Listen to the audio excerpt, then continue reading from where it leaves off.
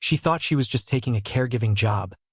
But the moment Emma walked into that Beverly Hills mansion, she stepped into a trap she didn't even know existed. A dying billionaire with 6 daughters who hate him. A wife waiting for him to take his last breath. And a secret wish so desperate, so impossible, that Emma, the poor maid, becomes the only person he trusts with it. But the moment he tells her his dying wish, her entire life changes. Because if she says yes, she could save her family from poverty. But if she says no, she might not make it out of that house alive. And what she chooses is the part nobody watching this will see coming. Now, before we dive into what Emma chose, you need to understand the world she walked into, because nothing about this story makes sense until you see the kind of man she was hired to take care of. Richard Ashford wasn't just rich. He was the type of rich that made people forget he was human. Private jets, mansions, cars, the whole billionaire fantasy. Except none of it mattered anymore. Cancer had turned him into a man counting his days, and the people closest to him were counting his money. His wife smiled in public, cried at the hospital, and played the perfect spouse, but behind closed doors, she was already practicing life without him. And his 6 daughters? Let's just say, if greed had a family photo, they'd be on the cover. And right in the middle of all that luxury, tension, and quiet hatred, walked a poor 22-year-old girl who had no idea the entire house was about to shift because of her. This is where Emma's story truly begins. Richard Ashford had everything money could buy. Mansions in 3 states, a private jet, enough cars to fill a dealership, and billions sitting in offshore accounts. But there was one thing his wealth couldn't give him. A son. 6 daughters. Each one beautiful, educated, entitled. But not a single boy to carry his name into the future. And now, as cancer ate away at his body, that empty space in his heart felt like a wound that would never heal. The diagnosis came fast and brutal. Stage 4 pancreatic cancer. The kind that doesn't negotiate or give second chances. 3 months, maybe 6 if he was lucky. That's what the doctors said with their sympathetic faces and clinical voices. Richard Ashford, the man who built a real estate empire from nothing, who survived the 2008 crash and came out stronger, who never lost a negotiation in his life, was about to lose the only fight that mattered. His wife Victoria played her role perfectly. Designer clothes at every hospital visit, perfectly applied tears at just the right moments, holding his hand in front of the nurses. But Richard saw through it. He'd been married to this woman for 30 years, and he knew exactly what she was. A beautiful snake in Chanel perfume, counting down the days until she could take everything. Victoria needed help caring for Richard at home. Someone to feed him when his hands shook too badly to hold a spoon. Someone to help him to the bathroom when his legs betrayed him. Someone to watch him slowly die. But Victoria was smart. She didn't hire an experienced hospice nurse or a professional caregiver. Those people asked questions, noticed things, had medical training that made them dangerous. No, she needed someone desperate, someone naive, someone who wouldn't understand what was really happening until it was too late. That's how Emma Martinez entered their lives.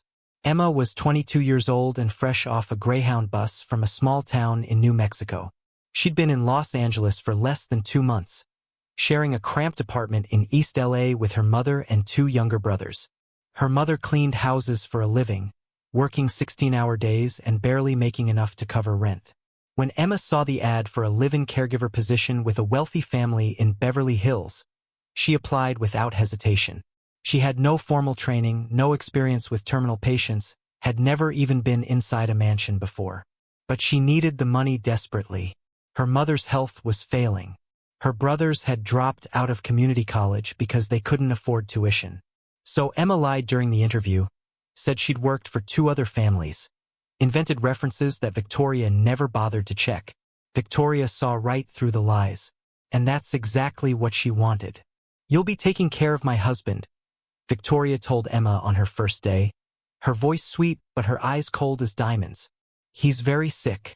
He can't walk without help. He can't eat by himself. You'll do everything for him. Do you understand?" "Yes, ma'am," Emma answered, just grateful to have a job. Victoria leaned closer, her expensive perfume overwhelming. "If anything happens to him, if he falls, if he chokes, If anything goes wrong, you will be responsible. Do you understand that too? Emma nodded, but a chill ran down her spine. She didn't understand why Mrs. Ashford was saying this, but she pushed the fear away. Her family was counting on her. She couldn't afford to question anything. The Ashford estate was massive. 12 bedrooms, an Olympic-sized pool, marble imported from Italy. The first time Emma saw Richard Ashford, he was sitting in his bedroom suite, staring out floor-to-ceiling windows at the perfectly manicured lawn. He looked defeated, broken, a shell of whatever powerful man he used to be. "Good morning, sir," Emma greeted him softly. He turned slowly to look at her with dull, lifeless eyes. "Who are you?" "My name is Emma. I'm here to help you." He nodded and turned back to the window without another word. That first week was brutal. Emma learned just how sick he really was. His hands trembled so badly that feeding him breakfast took 40 minutes. He could barely stand without support. Sometimes he would just sit and stare at nothing for hours, lost in thoughts he never shared. But Emma did her job. She fed him, bathed him, helped him take his medications on schedule. She didn't complain, didn't judge, didn't look at him and see dollar signs like everyone else in that house did. And Richard noticed. After 2 weeks, he started talking to her. Small things at first. "The food is good today." Or "Thank you, Emma." But then the conversations grew longer, deeper. He told her about building his business from nothing, about the risks he took, the sacrifices he made. And Emma listened. Not because she had to, but because something about this dying billionaire made her want to understand him. One evening, after she'd finished feeding him dinner, Richard grabbed her hand gently. His grip was weak, but his eyes were intense. "Emma," he said, his voice barely above a whisper, "do you know what it feels like to have everything and nothing at the same time?" She shook her head, confused. "I have 6 daughters," he continued, his gaze distant. "Madison, Ashley, Jessica, Lauren, Megan, and Emily. Beautiful girls. Smart girls. But I don't have a son. My father told me before he died that a man without a son is incomplete. I didn't understand it then." He paused, his eyes filling with tears. "I understand it now. When I die, everything I built will scatter. My name will disappear. There'll be no one to carry on what I started." Emma felt her heart break for him. She didn't know what to say. "The doctors say I have maybe 2 months left," Richard whispered. "Maybe less. I have one wish, Emma. Just one. I want a son before I die." Emma's breath caught in her throat. She pulled her hand away slowly. "Sir, I know it sounds crazy," he interrupted quickly. "I know I'm asking for something impossible. But you're the only person in this house who treats me like a human being. Everyone else is just waiting for me to die." Emma stood up, her mind racing. This man, this dying billionaire, was offering her something that could change her life forever, or destroy it completely. But before we go further, you need to understand the people surrounding Richard Ashford. The family that was supposed to love him but only loved his money. Victoria Ashford was a predator in Valentino heels. For 30 years, she'd played the perfect wife while counting down the days until she could take everything. She'd given him 6 daughters, not out of love, but because each child gave her more control over his assets, more power in his companies. Now that he was dying, her plan was finally coming together. Hire a clueless maid, wait for something to go wrong, blame the poor girl when her husband took his last breath. The police would believe her. After all, who questions a grieving widow in Beverly Hills? Then there were the daughters, each one more selfish than the last. Madison, the oldest at 28, had a boyfriend named Tyler who whispered poison in her ear every night. "When is the old man finally going to die?" Tyler would ask over the phone. "We've been planning this for 2 years. Once he's gone, we take the money and move to Monaco. I already found the perfect villa." Madison always said yes, pushing away the tiny voice in her head that said what they were doing was wrong. Ashley, 26, lived for Instagram followers and brand deals. She spent hours taking photos, posting stories, building her influencer empire. In her twisted mind, her father's death would make her famous. Headlines would read, "Billionaire heiress inherits fortune." Every tabloid in America would write about her. That was the dream she held on to. Jessica, 24, was her mother's puppet. Whatever Victoria said, Jessica agreed. Whatever Victoria planned, Jessica helped execute. She'd learned that loyalty to power was more valuable than loyalty to blood. Her father meant nothing to her. Only winning mattered. Lauren, 22, had her own ridiculous vision. She wanted to destroy her father's real estate empire and replace it with a beauty subscription box company. She actually believed this was genius, that she'd be the next beauty mogul. She couldn't wait to get her hands on the company so she could dismantle everything he'd built. Megan, 20, was dying herself. Stage 3 leukemia had stolen her youth, her strength, her future. But even as death crept closer, she wanted the money. She convinced herself that, with enough cash, she could buy some experimental treatment from Europe, something that would save her. Hope and delusion had become the same thing in her mind. And finally, Emily, 18 years old and still in high school. She was the youngest, the quietest, but just as poisoned by greed as the rest. She'd already started planning how to spend her inheritance. A penthouse in New York, a Tesla, designer clothes for every day of the year. Not one of them loved him. Not really. They were all just waiting, circling like vultures over a dying animal. And now here was Emma, a poor girl from New Mexico, standing in the middle of a mansion full of predators, being asked by a dying billionaire to give him the one thing his money couldn't buy, a son. Emma tried her best, but Richard could see it. The girl had no idea what she was doing. The first week was a disaster. She burned his breakfast twice. She gave him his medications at the wrong times. When she tried to help him walk to the bathroom, they both nearly fell because she didn't know how to support his weight properly.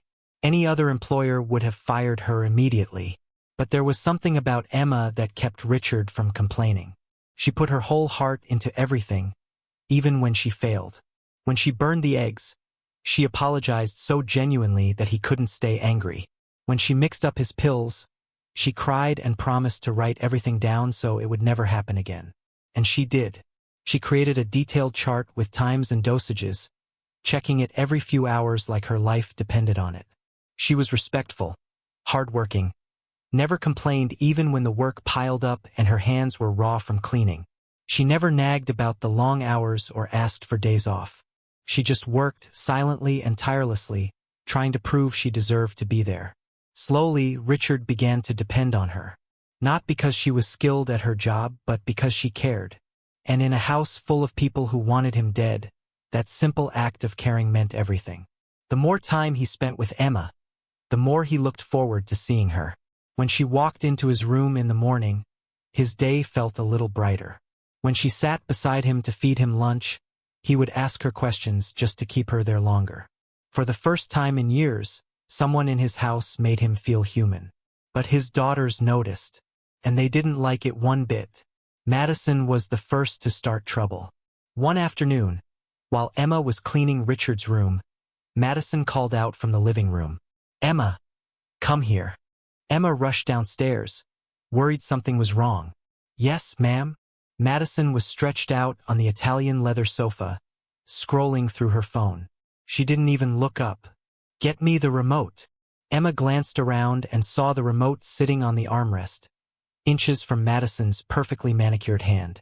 "Ma'am, it's right there beside you. I said get it for me." Madison's voice was sharp now, daring Emma to refuse. Emma swallowed her pride and picked up the remote, handing it over. Madison snatched it without a thank you and waved her away like she was swatting a fly. This became a pattern. Madison would call Emma for the smallest, most ridiculous tasks. Close the curtain. Bring water even though the kitchen was 5 steps away. Adjust the thermostat. Once, while Madison was FaceTiming with Tyler, she snapped her fingers at Emma and pointed at the door. Emma stood there confused until Madison covered her phone and hissed, "Close the door. Are you stupid?" Emma closed the door quietly and walked away, her chest tight with humiliation. Ashley was worse. She spent most of her day creating content for Instagram and TikTok, dancing in front of ring lights and changing outfits every hour. Whenever Emma passed her room, Ashley would call her in. "Emma, set up my lights. They're not bright enough." Emma would adjust the lights, moving them exactly where Ashley pointed. But 5 minutes later, Ashley would call her back. "This is still wrong. Do it again." And Emma would do it again. Sometimes Ashley would make her set up the same lights 3 or 4 times just because she could. Once, Ashley asked Emma to clean the ring lights even though they were spotless. Emma wiped them down carefully, but Ashley inspected them and said, "You missed a spot. Clean them again." Emma cleaned them again without saying a word. Jessica played a different game. She would send Emma to her mother's room with instructions. "Make tea for my mother. 2 sugars, not too hot." Emma would prepare the tea perfectly and bring it upstairs, only for Victoria to take 1 sip and knock the cup out of her hand. "This is too sweet. Are you trying to poison me?" The hot tea would splash on the floor, sometimes on Emma's legs, and Victoria would stand there glaring at her like she'd committed murder. Jessica would watch from the doorway with a satisfied smirk, enjoying the show. "Clean it up," Victoria would say coldly, "and don't let it happen again." Emma would get on her knees and clean the mess, biting her lip to keep from crying. She knew the tea was made exactly as requested. She knew this was just cruelty for its own sake. But she couldn't say anything. She needed this job. Lauren was the cruelest of them all. She never missed a chance to insult Emma, especially in front of Richard. One evening, while Emma was helping Richard eat dinner, Lauren walked into the room and wrinkled her nose like she smelled something rotten. "Dad, why is this girl always hovering around you?" Lauren said loud enough for everyone to hear. "She's probably a gold digger. You know these desperate girls, always looking for rich old men to trap." Richard frowned. "Lauren, that's enough. I'm just saying what everyone's thinking," Lauren continued, examining her nails. "She's too friendly with you, Dad. It's suspicious." Emma kept her eyes down, her hands shaking as she spooned soup into Richard's mouth. She wanted to defend herself, to tell Lauren she was wrong, but the words stuck in her throat. "Leave us," Richard said quietly to Lauren. Lauren shrugged and left, but the damage was done. After that, she made sure to call Emma names whenever she got the chance. Gold digger, opportunist, home wrecker. Each word was a knife, cutting deeper every time. And then there was Megan, the sick one. She stayed in her room most days, too weak to move around much. The leukemia was eating her alive and everyone knew it. But even in her suffering, Megan found ways to make Emma's life harder. Megan vomited almost every day. The chemotherapy made her violently sick, and she could barely keep food down. Every time it happened, she would call for Emma. Not the other staff who did nothing all day. Just Emma. "Emma, I threw up again. Clean it." Emma would come in with cleaning supplies, dealing with the mess without complaint. The smell made her want to gag, but she held her breath and worked quickly. Megan never said thank you. She would just lie back down and close her eyes, waiting for Emma to finish. It was like the other staff didn't exist. Everything fell on Emma. Cooking, cleaning, taking care of Richard, running errands for the daughters. She worked from 5 in the morning until midnight, barely stopping to eat. Her body ached constantly. Her hands were rough and cracked from all the washing and scrubbing. She hadn't been home to see her mother in 3 weeks. But she couldn't quit. Her family needed the money too badly. One night, after finishing all her tasks, Emma finally had time to take a shower. The hot water felt like heaven on her tired muscles. She washed quickly, not wanting to waste time, and put on a simple nightgown. Her hair was still damp when she knocked on Richard's door to give him his evening medication. "Come in," his weak voice called out. She entered with a glass of water and his pills on a tray. Richard was sitting up in bed, staring at her with an expression she couldn't quite read. "Your medication, sir," Emma said softly, handing him the pills. He took them slowly, his hands shaking. After he swallowed, he didn't let go of the glass. Instead, he looked at Emma for a long moment. "Sit down," he said, patting the edge of the bed. Emma hesitated. "Sir, I should go. It's late and, please, just for a few minutes." She sat down carefully, keeping a respectful distance. How did you end up here, Emma? Richard asked suddenly. In my house, working like this. You're young. You should be in college, living your life. Emma's throat tightened. Nobody had asked her that question before. I'm still in college, sir. Community college. But I had to take a break. My family can't afford tuition anymore. My mom cleans houses, but it's never enough. My brothers dropped out of high school because we couldn't pay. This job is the only way I can help them. Richard nodded slowly, his eyes sad. So you're doing all of this for them? For your family? Yes, sir. Emma's voice was barely a whisper. I know I'm not the best caregiver. I know I make mistakes, but I'm trying my best. I just need this job. Please don't fire me. Fire you? Richard shook his head. Emma, you're the only person in this house who treats me like I matter. Do you know that? My own wife can't stand to be in the same room with me for more than 5 minutes. My daughters look at me like I'm already dead. But you care. Emma didn't know what to say. Tears pricked her eyes, but she blinked them back. You're beautiful, Emma, Richard said softly. Not just on the outside. Your heart is beautiful. And I'm sorry my family treats you the way they do. Emma looked down at her hands, her heart pounding. She could feel something shifting in the air between them. Something dangerous and confusing. Richard Ashford was a dying man with billions and 6 daughters who hated him. Emma was a poor girl from New Mexico just trying to survive. They shouldn't have anything in common. But somehow, in that quiet room with moonlight streaming through the windows, they understood each other in a way nobody else could. Richard wasn't a fool. He saw everything. He saw how his daughters treated Emma like dirt. He heard the insults, the cruel commands, the way they worked her to exhaustion and then laughed about it. And even though his body was weak and his time was running out, he was still the man who built an empire from nothing. He was still the head of this family, whether they liked it or not. One morning, he called for a family meeting. Victoria walked into the living room with a fake smile plastered on her face, already preparing whatever lie she would need. The 6 daughters followed behind her, each one wearing expensive clothes and bored expressions. They had no idea what was coming. Richard sat in his wheelchair at the head of the room, Emma standing quietly behind him.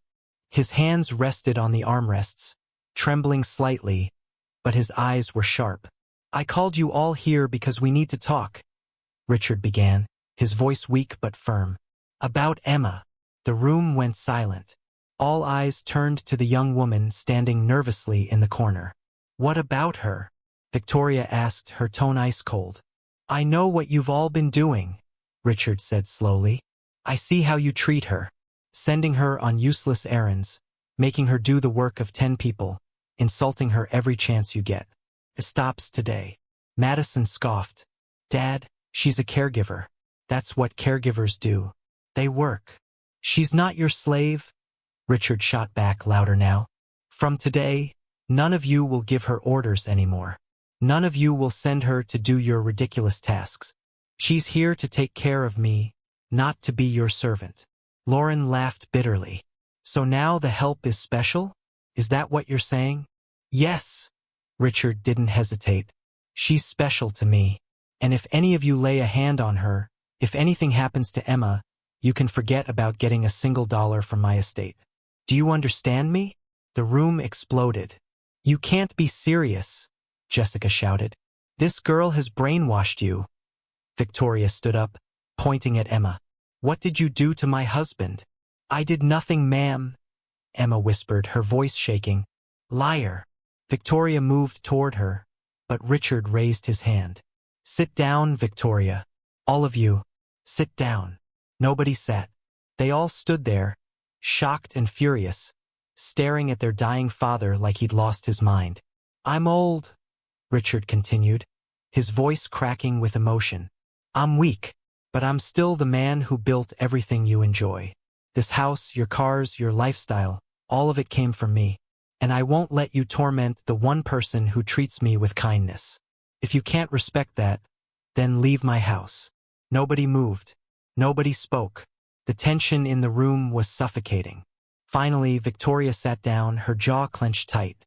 The daughters followed one by one, each of them burning with rage. But they knew better than to push their father when he was serious. Not yet, anyway. After the meeting, Emma tried to thank Richard, but he waved her off. "You don't need to thank me, Emma. I should have done it sooner." But the damage was done. The family hated Emma now more than ever, and everyone knew this was only the beginning. Over the next few weeks, Richard began to open up to Emma in ways he never had before. He told her about his business empire, the properties across California, New York, and Florida. He explained how the real estate market worked, how he made his first million, the mistakes he made, the lessons he learned. Emma listened carefully, soaking in every word. She hadn't finished college, but she was smart. Very smart. Straight A's in high school, perfect SAT scores. She had the brain for business, for numbers, for strategy. All she lacked was money and opportunity. Richard saw that intelligence in her eyes. He saw the potential. "You could run this empire, you know," he told her one evening. "If you had the training, you could manage everything I built." Emma laughed softly. "Sir, I'm just a caregiver. I don't know anything about business." "You know more than my daughters," Richard said bitterly. "They only care about spending money, not making it. You understand struggle. You understand hard work. That's worth more than any MBA." Emma felt something warm spread through her chest. For the first time in her life, someone believed in her. Someone saw her as more than a poor girl from a small town. And slowly, without even realizing it, she was beginning to care for Richard too. Not because of his money, not because of what he could give her, but because he was kind to her when nobody else was. Because he made her feel human. One night, after she gave him his medication, Richard took her hand gently. "Emma, I need to tell you something. My dying wish." She sat down beside him, her heart racing. "I want a son," he said quietly. "Before I die, I want to hold a male child in my arms. Someone who will carry my name, my blood. Someone who will inherit everything I built." Emma pulled her hand back, her eyes wide. "Sir, I can't." "I know what I'm asking," Richard interrupted. "I know how it sounds. But Emma, you're the only person I trust. My wife wants me dead. My daughters are waiting to divide my money like vultures. But you care about me. And I care about you. Your wife will kill me?" Emma whispered, fear creeping into her voice. "If she finds out anything happened between us, she'll destroy me. She won't touch you. I'll protect you." "How?" Emma's voice broke. "You're sick, sir. You can barely walk. How will you protect me from them?" Richard was silent for a long moment. Then he spoke, his voice heavy with truth. "You're right. I'm weak. But my money isn't. My lawyers aren't. And if you give me this one thing, I'll make sure you and your family are taken care of for life. I'll put it in writing. I'll make it legal. You'll never have to struggle again." Emma stood up, pacing the room. Her mind was spinning. This was madness. This was dangerous. But when she thought about her mother cleaning houses in the sun, her brothers who dropped out of school, the cramped apartment they all shared, she felt something inside her crack. "Why do you need a son so badly?" she asked finally. Richard closed his eyes. "Because those women in this house don't deserve what I built. They didn't work for it. They didn't sacrifice for it. All they did was wait for me to die. But a son would carry my legacy. A son would make sure my name doesn't disappear." It was a selfish reason. Emma knew that, but she also understood it. In a world where people only valued you for what you could give them, Richard just wanted someone to remember him. "I need time to think," Emma said quietly. "Take all the time you need." But time was the one thing they didn't have. 3 days later, Emma gave him her answer. Her answer was a yes. That night changed everything. If you want to know what happened next, if you want to find out whether Emma got pregnant, whether Richard lived to see his son, whether Victoria and the daughters discovered what was happening and what they did about it, then make sure you subscribe to this channel right now. Hit that subscribe button, turn on notifications, and stay tuned for part 2 of the story. Trust me, what happens next will leave you absolutely speechless. Don't miss it.